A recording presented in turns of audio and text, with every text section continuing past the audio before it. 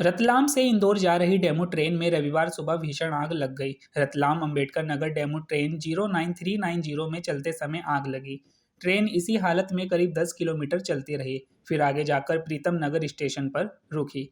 आग driving motor engine में लगी थी। लपटों ने बगल की बोगी को भी जलाकर कबाड़ कर दिया। समय रहते ही यात्री ट्रेन से उतर गए। राहत की बात तो यह रही कि सभी सुरक्षित है। बताया जा रहा है कि डेमू ट्रेन रतलाम से सुबह 6:35 पर डॉक्टर अंबेडकर नगर के लिए रवाना हुई थी। रतलाम से 17 किलोमीटर दूर नौगांव स्टेशन है। यहां से क्रॉस होकर ट्रेन 4 से 5 किलोमीटर आगे बढ़ी ही होगी, तभी ड्राइविंग मोटर कोच के जनरेटर से चिंगारियां उठनी शुरू हो गई।